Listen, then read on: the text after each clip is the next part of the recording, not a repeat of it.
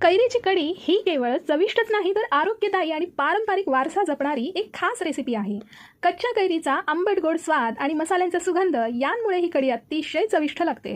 ही कढी भातासोबत खायला खूप छान लागते आणि हलकी असल्यामुळे सहज पचते. कैरीमुळे शरीराला थंडावा मिळतो आणि उष्णतेपासून संरक्षण होते. त्यामुळे उन्हाळ्यात ही कढी खाणे आरोग्यासाठीही फायदेशीर ठरते. करायला सोपी आणि चवीला भारी लागणारी ही कढी कशी करायची बघूयात. तर सगळ्यात आधी घेतलेले आहेत आले, हिरव्या मिरच्या आणि लसूण. हिरव्या मिरच्या तुमच्या आवडीप्रमाणे तुम्ही कमी जास्त करू शकता आणि हे सगळं मिक्सरच्या भांड्यामध्ये घालून वाटून घ्यायचं. मग एक तोतापुरी कैरी 3 चिट्ट्या करून उकडून घेतलेली आहे. त्याची सालं काढून गर काढून घ्यायचा. मग मिक्सरच्या भांड्यामध्ये घालायचे 2 चमचे जास्त आंबट नसलेले दही.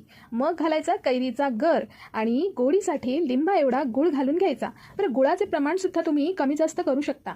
मग या मिश्रणात घालायचे 2 चमचे बेसन आणि थोडं पाणी घालून एक छान पेस्ट करून घ्यायची. प्रमाण मी सगळं डिस्क्रिप्शन बॉक्समध्ये देतेच आहे, तेवढं चेक करा. आता घ्या कढई, घाला त्यात डोळ्यात मावेल तेवढं तेल.